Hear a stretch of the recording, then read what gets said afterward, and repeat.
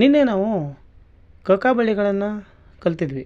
ಇವತ್ತು ಕಕಾಬಳಿಗಳ ಮೂಲಕ ಒಬ್ಬ ವ್ಯಕ್ತಿಯ ಹೆಸರು, ಊರು, ಯಾವುದೇ ಒಂದು ಪ್ರಾಣಿಗಳ ಹೆಸರು ಇರ್ಬೋದು, ಏನೇ ಇರ್ಬೋದು, ಯಾವ ರೀತಿ ಬರಿಬೇಕು ಅನ್ನೋದು ಇವತ್ತು ತಿಳ್ಕೊಳ್ಳೋಣ.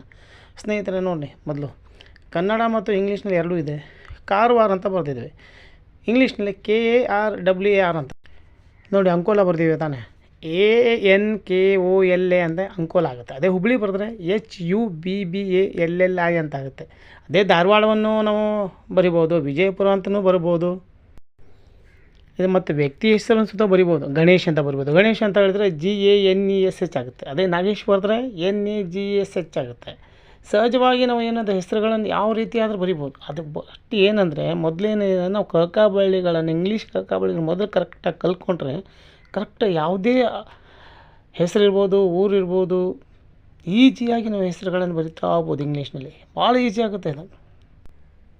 ದಿನ ನಾನು ಕಕಾಬಳಿಗಳನ್ನು ಕಲಿತೀನಿ. ಅದರಿಂದ ನಾನು ದಿನ ಎಲ್ಲರ ಒಂದು ಊರಿನ ಹೆಸರಿರ್ಬೋದು, ಹೂಗಳ ಹೆಸರಿರ್ಬೋದು, ಪ್ರಾಣಿಗಳ ಹೆಸರಿರ್ಬೋದು, ಮತ್ತು ಯಾವುದೇ ವಸ್ತುಗಳ ಹೆಸರಿರ್ಬೋದು, ನಾನು ಇಂಗ್ಲೀಷ್ನಲ್ಲಿ ದಿನ ಬರಿತಾ ಇದ್ದರೆ ಯಾವುದೇ ರೀತಿ ನಮಗೆ ದಿನ ಬರಿತಾ ಇರಬೇಕು ಸ್ನೇಹಿತರೆ. ಬರಿತಾ ಇದ್ದರೆ ಮಾತ್ರ ಎಷ್ಟು ನಾವು ಪ್ರಾಕ್ಟೀಸ್ ಮಾಡ್ತೀವಲ್ವ ಅಷ್ಟೇ ನಮಗೆ ಒಳ್ಳೆಯದು. ಇಂಗ್ಲೀಷ್ ಕಲಿಯೋದೇನು ದೊಡ್ಡೇನು ವಿಷಯ ಅಲ್ಲ.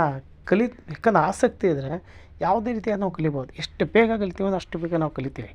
ಆದರೆ ಛಲ ಅನ್ನೋದಿರುವ, ಕಲಿತೀನಿ ಅನ್ನೋ ಉದ್ದೇಶದ ಮೇಲೆ ಇದ್ದರೆ ಖಂಡಿತವಾಗಿ ನೀವು ಕಲಿತೀರ. ಡೈಲಿ ನಿಮಗೋಸ್ಕರ ಒಂದೊಂದು ವಿಡಿಯೋ ಹಾಕ್ತಾ ಇರ್ತೀನಿ ಸ್ನೇಹಿತರೆ. ನಿಮ್ಗೆ ಯಾವ ರೀತಿ ವಿಡಿಯೋ ಬೇಕಂತ ಹೇಳಿ ನಾನು ಕಮೆಂಟ್ ಮಾಡಿ, ಅದೇ ರೀತಿ ವಿಡಿಯೋಗಳನ್ನು ಮಾಡಿ ನಿಮಗೆ ಹಾಕ್ತೀನಿ. ನಾ ಹಾಕ್ತಿರೋ ವಿಡಿಯೋಗಳನ್ನು ಯಾರು ನೋಡ್ತಾ ಇದ್ರಲ್ಲ, ದಯವಿಟ್ಟು ಎಲ್ಲ ಲೈಕ್ ಮಾಡಿ, ಶೇರ್ ಮಾಡಿ, ಸಬ್ಸ್ಕ್ರೈಬ್ ಮಾಡಿ. ನಿಮಗೋಸ್ಕರನೇ ಈ ಚಾನಲ್, ಕನ್ನಡಿಗರ ಇಂಗ್ಲೀಷ್ ಮಿತ್ರ ಚಾನಲ್.